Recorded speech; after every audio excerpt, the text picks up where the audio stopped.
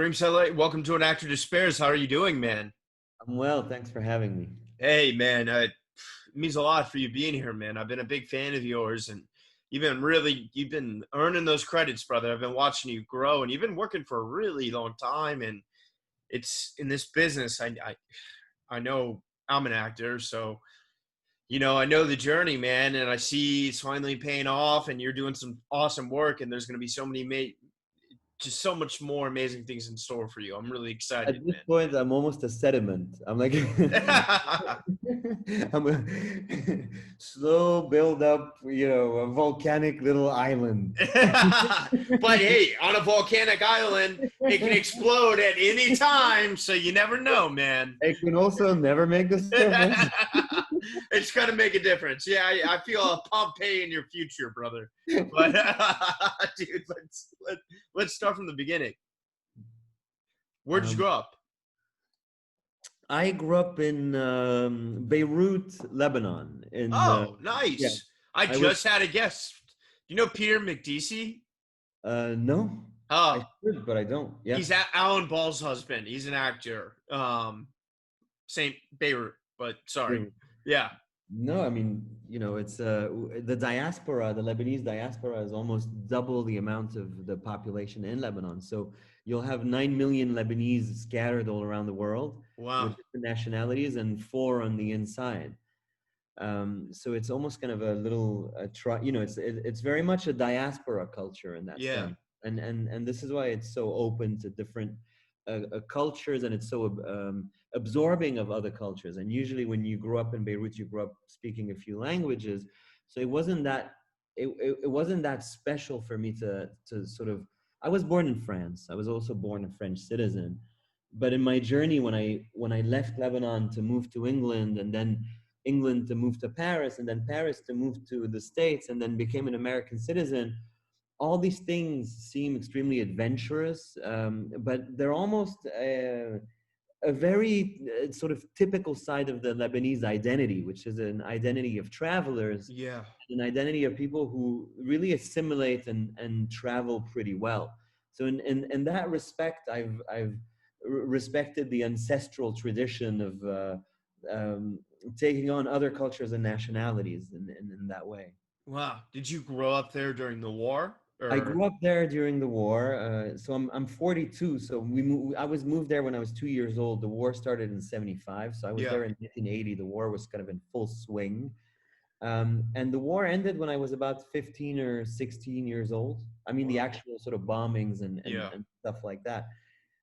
When I was a teenager, the war had stopped, but we were under Syrian occupation, which was a different kind of stress. Yeah. It was like Syrian checkpoints and Syrian intelligence services, and it was more of a political threat and a police state kind of threat than it was an actual threat of something blowing up. Got it. But that was the atmosphere in which I grew up. Yes, it was an Wow. atmosphere of conflict, religious divides, and shellings, bombings, cars blowing up, that kind of stuff, bunkers, that kind And of stuff. how did you make sense or, calm yourself during all that kind of volatility? I mean, look, I've been in analysis now for almost like 17 years, Yeah. and I think a lot of why I wanted to be an actor was because I was seeking some sort of connection to my Yeah. psyche and sort of therapeutic outlet. So I can't say that anyone who's gone through something like this has a perfect way of surviving it or integrating it. But one of my really primitive, I mean, that's an intimate thing to share, but I'm happy to share it with you. Um, One of my primitive instincts as a child was to consider that if I thought of myself as already dead, I wouldn't have to fear losing anything. Interesting. And from that kind of play with the idea of being absent, of not being there, Yeah. came also a desire to exist, but also came this kind of idea that since I can be nothing, I can be anything, and that my identity can be fluid. And Yeah. that was kind of encouraged by that Lebanese fluidity in terms of an identity and languages. And that brought me to almost like the most obvious profession for somebody like me. It's almost answering the question of what do you do when you don't feel when you don't have a sense of yourself and that you want to fill up with the multitude, well, you become an actor. You know, it was almost an organic progression of what the question around my identity was when I grew up. Was there a particular moment, a piece of art or a movie or anything that like activated it in that Yeah, moment? I was watching. I think I was about 5 or 6 or something like that, and we were watching that. Um, I think it was Once Upon a Time in America. My dad would play these things on. We had a VHS player, you know, Yeah, and my father thought that considering the violence that we were exposed to on the outside, that there was no reason to follow any kind of ratings or any kind of sort of you know, he didn't feel like censoring film for us yeah, or filtering it or making it age appropriate, because he felt like we needed a crash course in dealing with the reality we were in. So we were watching pretty violent stuff when I was, you know, when I was pretty young. And I didn't know I wanted to be an actor, but there was something about De Niro's face, and it's, you know, the Italians are Mediterraneans, you know, we're not, you know, that different in the way that we look and the way yeah, that we operate. But I saw De Niro's face, and I remember pointing at the screen, going, you know, not understanding what I was doing, but thinking, this is me, you know, like this, you know, almost like you know, Tarzan Jane, this me. yeah, But I didn't know what I was. I didn't understand what I was identifying with. yeah, And it wasn't until later that I realized that there was, you know, that acting was a profession, but not just a profession, but a set of skills that could be acquired, and that there was a trajectory, and that it was possible to learn it, uh, uh, uh, you know, and even to consider it as a viable career. But that took a very long time to sink in. In the beginning, I just felt a kinship with yeah. Italian American actors that I could identify with on screen. Wow. And was there a moment where you told your parents, about how you were feeling? And When I was about 17 years old, I was in the scientific section. So I was graduating, you know, in math and sciences and stuff like that. We didn't have a theater program in my section at the school, but a girl I knew, and we liked each other. You know, you know, we kind of liked each other.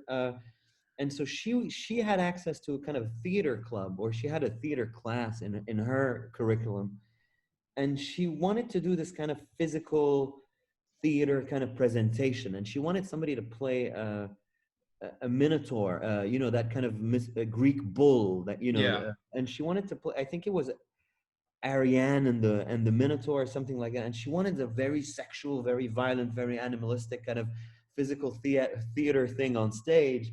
And she thought that I could do it, right? She thought that I could do it because when I was a kid, I used to imitate Michael Jackson. So oh, she, nice. yeah, so she had seen some of my movement work, so to Yeah, speak. and and so she said, you know, do you want to do this kind of piece with me? And we did it, which basically consisted in us sort of tumbling sexually and lasciviously on a stage in front of a bunch of teenagers and my mother. But despite the embarrassment of that, I came out of that experience thinking, this is what I've been feeling, that this is what I've been holding inside myself all along, but not being able to formulate out loud. I yeah, need to be on stage. And that was yeah. my first thought, you know. Wow, that's so beautiful. And when you moved to England and Paris, were you seeing like things, plays or any kind of pieces of art there? Well, I moved specifically to England to go to a drama school. Uh, Oh, which one? I went to one called Academy of Live and Recorded Arts, but I got Okay, kicked out of that. You know, I never graduated. okay. But I wanted to go to New York. I wanted to do what you did. I wanted to go to NYU. Yeah, And I wanted to learn was, I wanted to learn acting in the very American way of method acting. I wanted to do sense memory. I wanted yeah, brutalism. I was into the idea of Steppenwolf. When I was a child, I loved John Malkovich, yeah, the best. and I kind of, I don't know how I gathered, but I knew that he was in this theater company in Chicago, that and they were working with violence and brutality and rawness, and I had this idea of an American theater that was raw, that was animalistic, that was in touch with the raw emotions. Yeah. So I wanted to go to New York, and I don't know how right I was about any of this, but that was my fantasy of what America could give me No, yeah, I totally get drinking. that. But my parents were scared to send me off to New York on my own, so they said, a good compromise would be for you to go to London. And so I went and I got into this Academy of Live and Recorded Art School, and the program was a 3-year program, and I got kicked out almost 4 months before the end. Wow. I mean, can you talk about why or? Well, I think it got to a point where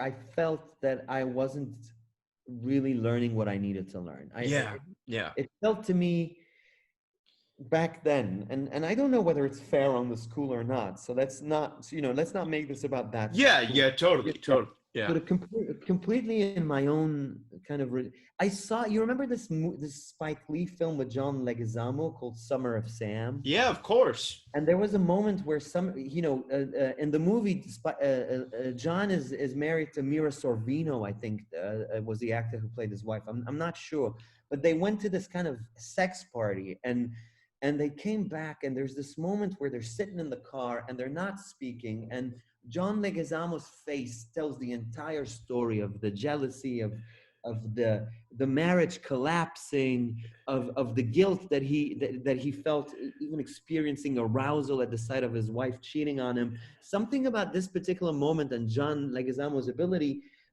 and the reality of it, and the fact that it happened in silence, Yeah. made me feel that all this kind of movement and voice work and RP and stage left and stage right work wasn't really what I was looking to It was grab kind of hold. bullshit. Yeah. Yeah. Yeah. I Yeah. mean, it's not true, because later I drew so much from that education. Yeah. Yeah. That gave No, I me. understand. But at the I time, dropped out of NYU, so I get it. right. Trust me.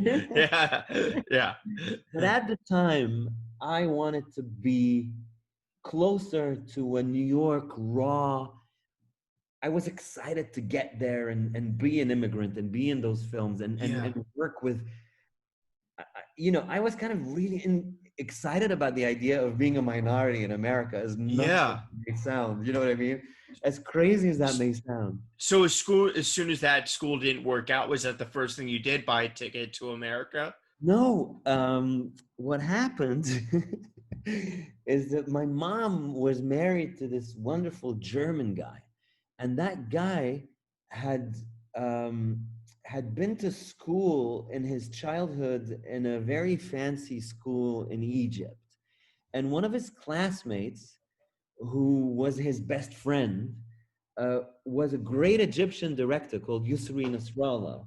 And Yusri Nasrallah was an up and coming young, edgy director who had worked with an old, sort of great institutional Egyptian director called Yusuf Shaheen. Yeah. And so Yusuf Shaheen was so, renowned, that he knew James Ivory and Ismail Merchant, the Merchant and Ivory Company. When I got kicked out, my mother asked her husband, said, this idiot got kicked out. What do we get? What am I going to do with him? Yeah. And then he said, why doesn't he call my friend Yusri? Yusri might have an idea. So I call Yusri, and Yusri says, well, my friend Andy Litvak's first film is about to go in a production, and it's produced by Merchant and Ivory. Why don't you go and see if there's a part for you in this? Wow. And so I go to Paris. It was a train ride, from London. It was almost like 2.5 hours. Yeah, because they have that. I've taken that train. Yeah, Yeah. it's like blackout for half the journey. Yeah, yeah, yeah. I walk into this guy's apartment. I recognized like a faint smell of weed. I knew that he had been smoking before I got there. I thought, oh, cool. I can relax. This guy seems cool. And we have a chat. And a year later, I'm 22 years old, and I'm working with Jane Birkin, Diane Wiest, Vanessa Redgrave, Wow. Jerry Hall, and kind of like an all-star cast on a movie called Merci Dr. Ray, that was produced by Merchant and Ivory. I don't know how many people have seen that film. You know, Yeah, no, no, sure. For no more, everyone that's seen it, like this video right now and no comment more below. than 5,000 people. There is no Yeah, way that more than yeah. 5,000 people have seen that film. But that got me my first agent. It got me my first. And if you don't mind explaining for the viewers, like where was the agent? Was it in Egypt? Well, Was it? no, I mean, so none of that happened in Egypt. The only thing that was, Oh, okay. yeah, the only thing that was Egyptian was the connection to the Egyptian director who knew Got it. Andy Litvak. Andy Litvak was in Paris. Got it. And so this movie was shot in Paris with a French and British cast, and Wow. Diane Wiest, who's American. Um, and I got an agent in Paris, and I got an agent in London simultaneously at the end of that. Oh, huge. Yeah, yeah. And so It was then, almost. how did? I almost thought this is it. You know. Yeah, yeah. Oh, so wait. So what? Oh, what happened then? Why? Talk to me. Where did you have to reposition yourself as moving to London or living in Paris, or what did you No, do? I kept working between the two cities because the Yeah. commute was really simple. And my London agent was an amazing agent, Sandy Rees. She'd worked with Helen Mirren for a very long time. She knew exactly what she was doing. And she got me my first lead in a movie, which, I mean, when I was on set of my first film, Mercy Doctor Ray, that's what 9/11 happened. Wow. I mean, I remember it because we were on set, right? Yeah. And so soon after that, almost 3 years after that, Mentor in Television and Channel 4, in collaboration with HBO, decided to do a docudrama following the guys who perpetuated those atrocities. Yeah. But the director was this amazing British director called Antonia Bird. Yeah. And Antonia Bird, a little anecdote, Linus Roach, who you've interviewed, Yeah.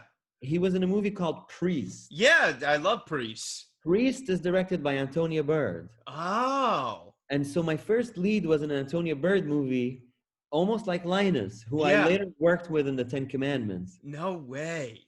Yeah. And so Antonia gave me my first lead. It was sadly a terrorist, but it was a really interesting, gritty film that went everywhere. Edinburgh Film Festival, Venice Film Festival. It was on HBO for a couple of years. We got amazing reviews. What was the name of it? So I can It was look called it up. The Hamburg Cell. Okay. Amazing. I mean, we had such good reviews. I had great reviews. It was just a fantastic. It was a risk. It was an awful risk, but Antonia was so good that we actually did something that was actually thought-provoking. Yeah. Went to festivals, did all the circuits and everything. But at the tail end of that, we weren't yet in the era of international actors and inclusion and all that stuff. Yeah. So it didn't quite, throw Explode in the way you wanted it to. it didn't quite explode in the way that it could have with somebody, with someone else today in the same circumstances. But what it did is, I was able to be in a Spielberg film. I was able to be in a Ridley Scott film, and those were smaller parts, but they were great experiences. It got enough attention that I was sort of working in that circuit for a while. And building your way up, like credential-wise on each product. And experience and, and all that jazz. And I was still working in Arabic. I was still working in French. I was still working in Paris. I was working in London. How many languages do you speak? 3. Lebanese, French, and English? Yeah. Oh, okay. Yeah. Well, Arabic would be right? Yeah, but Lebanese is like a spoken Arabic-based dialect. Got it. So I've learned Arabic at school, and it's kind of literary form. Got it. Arabic is what you speak in the street when you Lebanese is what you speak in the street when you're Lebanese. So okay, got it. I just don't say I speak 4 languages and say Arabic and Lebanese because it's too as valid as it may be. It'd be like saying I speak British English and I speak American English. There's more nuance than that. Okay. You know what I mean? It's like, but still, it's a little bit of a stretch. It's okay. Like fluffing it a little bit. Hey, you never know on these resumes. Man, it might help. That's amazing. And so then, at what point did you move to the States? Well, in around 2008, I felt that my London agent was retiring, um, and I felt like I was becoming almost like a Parisian party boy, and that I was that the kind of thrust that I had in the beginning was dying out, and there was a transition happening. It wasn't yet the moment where you know people were really looking for diversity, but it was the end of that first batch of it's convenient because we really want to talk about the Middle East right now because of the wars and because of the geopolitical stuff, right? Mhm. So there was a little bit of a gap in between, and I felt that I had been coasting a little, and that it was finally time for me to do what I've always wanted to do, which is come to America and learn acting in in the tradition of in in the American way. Yeah. And so I moved here in 2009. Wow. Actually, I was shooting a movie in New York with the same director that directed Luxor, um, which is um, which was shot in New York. I was playing like a an Arab American who drove a Lamborghini around Queens, and and drove Wow. his parked his Lamborghini in front of a falafel store, like really kind of cool stuff, and in a sense because it depicted a part of like Arab Americans that I didn't know about, Yeah. Yeah. a part of the Arab American experience that I didn't understand. Um, and so when we wrapped on that, I was in New York. I had a manager here in LA, and I flew to LA, and he said, "Look, if we're gonna work together, you've got an O1 visa. Why don't you just stay?" You know. And then I stayed. I stayed. I moved here in 2009 and stayed. And then Wow. I got to study. That's when I started looking for teachers and I started studying, which is I think what I really really needed. Can you shout out any of the teachers that were big Yeah, in? and this is and this is Aaron, who you've interviewed, Yeah. mentions Michael Wilson, Yeah. and Michael Wilson is also one of my teachers. Oh, amazing. Okay. Yes, yeah. So these are the little ways in which these episodes have been recouping when I've been Yeah, listening. yeah, yeah, totally. It's all tying it together. I love it. Yeah, so I had four significant teachers. I had a teacher in France called Sébastien Pasco. Mhm. There was Michael Wilson here in LA, who really really helped. I mean, Yeah. everything that Aaron said about Michael, I completely second. And there was Fabiana Medici, who's also in Los Angeles. And there was also a teacher, and he's transient. His name is Jack Walter. And I worked with Jack a little bit, and that really sort of changed the way I Wow. tackle work a lot. Amazing. And did you assimilate to LA or did you come to New York or where did you end No, up? it all happened here.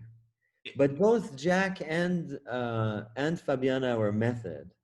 So Wow. I got my fill of that, and then after I got like a real shot of like I finally got my fix with the method. Yeah. I went to see Michael because Michael's way is so much more simple and so much more direct and so much more decanted and purified. And Yeah. so I think Michael was really like the polishing touches, and got me out of my method obsession and gave me ways to work without hurting myself as well. I think he was Yeah. instrumental in Yeah. Because method can, as someone who went to Strasbourg, it can really fuck you up. yeah, Michael. Yeah. Yeah, Michael took that and said, "That's wonderful. Now you can go further if you don't torture yourself as much, and I can show you how." Yeah. Yeah. That's so rad, man. And at this point, did you feel like you were on the radar of the casting directors in America that you wanted to be? It, it Or was it was a kind of a slow burn because I was still doing really interesting stuff not in America. But what I had finally understood was that in America I had to start over, and the kind of whatever kind of spillover European ego I hadn't dumped over flying here over the Atlantic, um, that that was still carrying a little bit of that pride. I then later understood, no, no, no, no, no, enough of that. You're here now. It's a fresh start. Start over. And also it was at a time where television and streaming began to make sense to me, and like I wasn't hip to any of it. I was so stuck in an idea of old European cinema and art house cinema. I was almost sort of shooting myself in the foot, not understanding where things were heading. Yeah. And then I started, I went back to the grind. I went back to like square one. It's like, okay, it's going to be a small thing. It's going to be for television. You don't know the show. It's maybe a pilot. And I started in, in with my coach and my then wonderful manager, Scott Zimmerman, they kind I of, know Scott Zimmerman. I know that name. yeah, I think Yeah. often when I mention Scott's name, the reaction is I know that name. Yeah.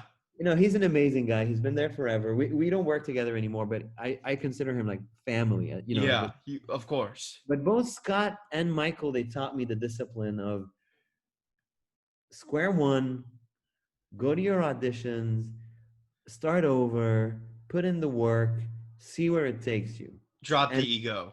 drop the ego, but Yeah. also drop Yeah. like all these ideas about cinema, these Yeah. ideas about art house, these ideas about, let go of any preconceived ideas and Of tackle. how your journey Yeah, might be, yeah, yeah, yeah, and yeah, yeah, allow it to be. yeah. Just I focus deal on with the the same work. thing. Yeah. Yeah, Yeah. focus on the work, Yeah.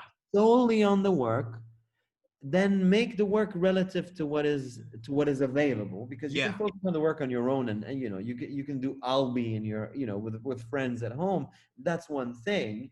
Yeah. But when you come out of, when you kind of bring like it's almost like a trinity. Like you have to be grounded in your, I want to be grounded in myself. I also want to be grounded in my work, but I also want my work and myself to translate into reality. Yeah. So I want my work to read in a way that serves other people's stories and styles of storytelling. That Yeah. took me a very long time to understand, because in the beginning I felt I'm just going to do it my way. Yeah. And the problem is, culturally, if you're not used to someone's expressions and intonations and the way that they move, you don't know how they're playing it, because you don't understand the subtleties of whether they're being ironic, whether they're being snooty, whether they're being kind. I mean, that's Yeah. these facial expressions and those emotions, they're universal on one hand, but they're also very, very conditioned by the environment and culture. Yeah. And I refused to adapt, right? And it took me that long to realize, if I'm gonna survive, I have to adapt. Yeah. And this is where really Michael and Scott really helped me out. That's so beautiful, man. And at this point, were we on the beginning of the rise of streaming? Like 2011 is kind of when it started. Yeah, at that point, yeah, at 2011, I was kind of coming to grips with that. Do you feel And like I mean, I hope you don't mind me asking this, but do you feel like in some ways, Hollywood was limiting you to these stereotypical Arab or racist roles? Like, did you no, feel like, I don't feel they were, because Hollywood wasn't in conversation with me. Whenever I hear Arab actors say, yeah, Hollywood is stigmatizing me, I think about it. Are executives actually raiding your apartment in the middle of the night? yeah, Standing all around you and calling you? I think this is what I think about when I think about Jesse Jackson and Black is Beautiful as a slogan. yeah, Is I think that in a way nobody carries those kind of injustices or oppressions for us. We carry them for them, yeah. and then we create a kind of imaginary them against which we're fighting. That's so In beautiful. in reality, when you drop that, when you kind of drop the expectations and the kind of ego and all that jazz, you drop the sense of I'm a victim as well, in a sense. And Which then, is it's something I want to talk more about on the show. Is as actors, we tend to do that to ourselves. yeah, and what's the point? Because it's such a creative, fluid medium. I mean, there are people who have an amazing career just like wearing like these little white bulbs on these black suits, and they're animating these extremely fantastic performances. Yeah, You know, there is so much one can do and can create, and the sky's the limit, really. But it's so weird how, I mean, can you imagine? what if Al Pacino and De Niro at a time where Italian Americans were so sort of stigmatized by the idea of being gangsters and so on, Yeah, yeah, yeah, refused to play? What if they yeah, refused to stereotype this? Refused to. This is how you end up canceling yourself. yeah. That's such a good point. Yeah, Why do that to yourself in reality? And a lot of Arab actors complain about the fact that they're offered terrorists, which actually they were never given the part. yeah, They're annoyed that the auditions are for terrorists, but in yeah, reality, if you find a good script that depicts that horrible reality of what that is, and yeah, you have the courage to sink your teeth into it, you're going to learn something. You're going to learn something great. yeah, I mean, it's disgusting. It's yeah. confusing, but it's an amazing acting experience. You can sharpen your tools on an exercise like this one. So I think all these ideas of self-identifying as the outsider, self-identifying as the victim, and carrying the stigma for the other, and imagining the oppressor, that's all part of what oppression ends up being. You know what I Yeah, mean? The only way to be free is to just be free and yeah, then see what totally. happens. And again, Michael Wilson played such a huge part in breaking that down in me, not by intellectually telling me that this is what I was doing, but by identifying in my work how I was carrying those things. And at this point, were you starting to get those Netflix credits that I've seen and those other ones, or were you Yeah, always? yeah. This is where Yeah, progressively, I started like chipping away at things, going into things, transparent. Transparent. I barely had any lines. I mean, I didn't have a written character on Transparent. I was just invited to be around the table because they needed people to play Palestinians, right? So I could yeah, have easily gone, okay, that's not a part. It's not a speaking part. What am I going? I was just like, I love the show. yeah. I wanted it Let's to be. see. Yeah, yeah. And I started improvising, and I was written in a little bit more, and that was a great. Amazing. On Counterpart, it was the same. I was invited for one episode. I was killed in the first episode. They liked what I did. They brought me back to do a second episode. I had a scene with J.K. Simmons, and And how is working with JK? really fantastic. Yeah, What a yeah, extremely solid and uncompromising, and I mean his strength. The solidity of this actor gives you so much and gives you something to work against. yeah. And it Totally. almost becomes like jujitsu, where sometimes you have to be more, like slightly more Ninja like in how you. yeah, yeah, Yeah, yeah, yeah. yeah, But you can tell that he's game. He's not yeah, to show you, but you can tell that he's really, really game. I really enjoyed his presence. Really, yeah. I think about it a lot. I mean, it was like a few days work, and this is what I understood, that sometimes a few days work will really teach you something, and And loosened up about this whole idea of being, an only an auteur movies. well, I'm curious. Did credits like Transparent and Counterpart allow you to flex up rep wise? um, what it did is it gave me like a really good. It gave me credibility, because it meant, and I think that's a fundamental American value, at least as a new American. I was naturalized in 2018. Oh, congratulations! It's To amazing. me, the core values are: you work hard, you start at the bottom, there's always a way, right? Yeah, So paying your dues, the idea of yeah, paying your dues. And I think this idea of paying your dues did afford me a, a very sort of credible, put me in a position where I was very credibly able to be considered for a movie like Luxor, which is a movie where I play opposite Andrea Riseborough, who's a yeah, phenomenal actor, and it's a supporting role, but it's a strong supporting role that requires a lot of naturalism and a lot of strength, yeah, a lot of ability, not so much in emoting or putting on a character, but in really being absolutely present and absolutely available and absolutely real in front of the camera. yeah, And that's something that very often comes with a lot of experience. yeah, And then from then on, I found my manager today, Emma Lewis, with whom I think we're like in this super kind of honeymoon period of being ecstatic yeah. working with each other. Synesthesia. I love it, man. That's so rad. Yeah. Talk to me, like, you got a movie coming out in a week, right? Yeah, yeah. Luxor comes out on December 4th. And Yeah. are you excited? Is that thrilling? See, this is the beauty of having put in sort of 20 years into the industry. It's an excitement, but it's not. There's no anxiety. Yeah, I'm not scared. I'm not overly. because you've been through all these emotions a Yeah, thousand times. Yeah, yeah. I'm weirdly, for the first time in my life, confident, very optimistic, but also kind of stable. I'm yeah. the kind of manic depressive kind of yay, no, ooh, boo, ups and downs and all that kind of like I love Charles Bukowski. All that stuff is behind me now. Yeah, right. Well, Yeah. Talk about meta. That's amazing. Would you ever do a play? yeah, I haven't done it enough. Yeah. I did in London once at the Dalston Which Theatre. which play? It was called Le Mariage. Okay. I think the writer was called Pierre Lescaut. Okay. It was great. Uh, I think about the theater a lot. The only difference between film and theater for me is because I grew up so much dependent on VHS to escape, the horrible circumstances of my childhood, Yeah.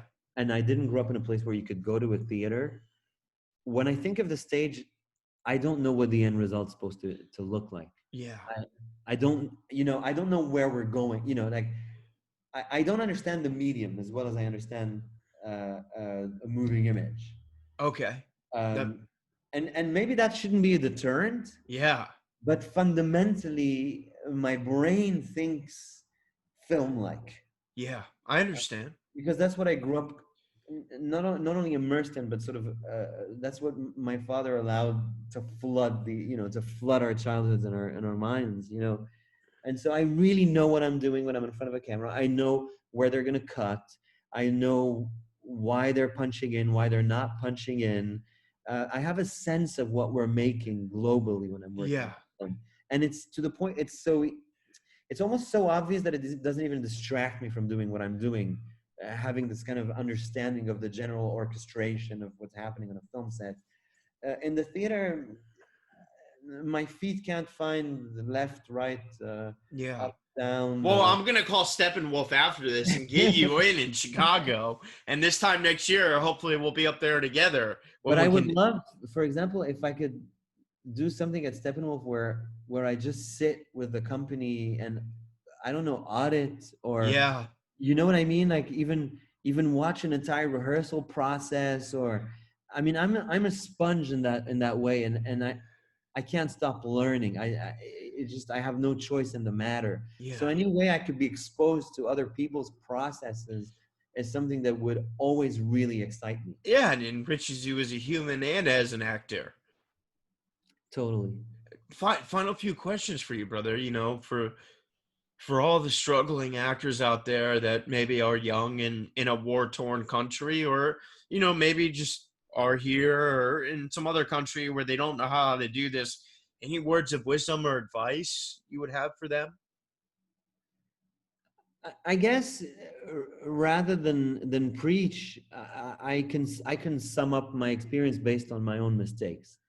And one of my biggest mistakes, as I told you, was having preconceived ideas about what the industry would look like and what quality work would come from. Thinking, because I grew up with, auteur, independent experimental cinema, that experimental cinema would be where quality would forever, would Right. house quality forever. But then what I learned is that great creatives, that talent was kind of moving around, changing with the times and changing with the medium. So what I would say is tackle your work and tackle your industry with absolute openness and absolute curiosity. Yeah. Everybody always wants to reference Brando, but what was so exciting about Brando was that he was new. Yeah. So when Brando is no longer new, what's new? Yeah. And the question for me is not what's next. Next is something that has to do with fashion. But something that's new is not something that is now fashionable or a trend. It's something that is really fundamental, that stems fundamentally from an openness and a curiosity, and that draws from different mediums, different disciplines. So I would tell any actor, keep studying, but I would tell also any actor, go to the museums, listen to other, listen to other people talk, read poetry, learn a craft. Yeah. Keep your day job.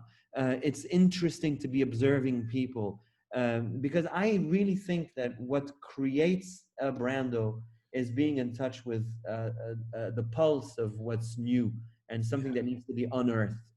And that comes from any kind of source of inspiration. That is might be the most beautiful answer I've had to that question on this show. You might just take the award for that. That's gonna be the clip that I'm gonna put up on when this one goes live. You're about to go viral, buddy.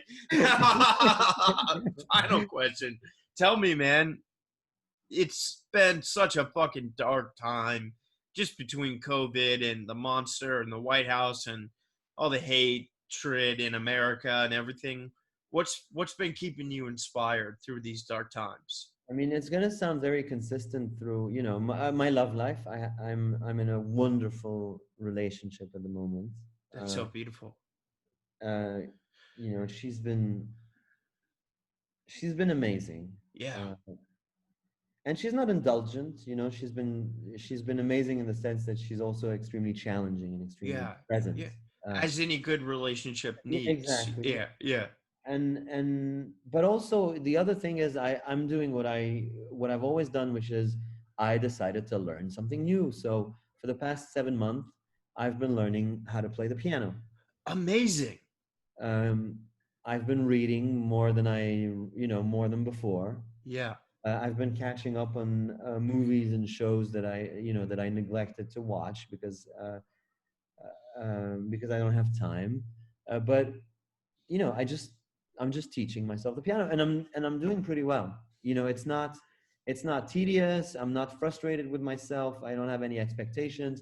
This is the most fun I've ever had learning something new, because at my age, when you don't think, well, I'm either going to be Keith Jarrett or I'm never going to touch an instrument again, when you take that pressure off, you're just happy to be able to play a few notes. Yeah. And then when you have that gratitude, you can play another few notes and another few notes, and then before you know it, you're playing a song. And instead of being hard on myself, I'm just enjoying it.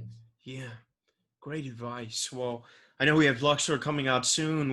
What's the best way for people to stay in touch with you, Karim?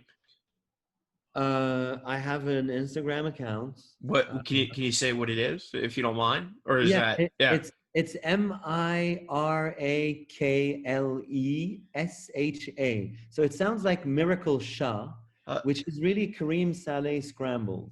Got it. Love that. And it's because when I opened it, I didn't trust myself. I didn't know what my sense of humor on this particular medium. You wanted to keep it. Yeah. I love that. That's an easy way to drop comments, questions, anything like that. I interact with it quite frequently. Amazing. Dude, this was one of my favorites, and it means so much that you were so honest and giving, and I'd love to have you back. Oh, I've listened to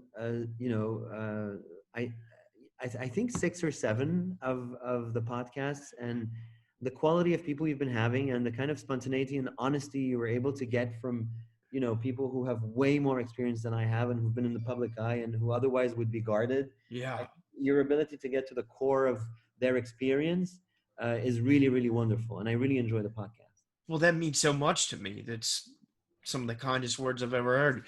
Karim, I'm such a big fan of yours. This was a real honor, and you're going to take over the world, and I'm so excited for everyone to see Luxor, and let's do this again, brother. Yeah, I hope we have something to talk about again soon. Or let's work on a project together even better. Great. Yeah, and we'll interview each other.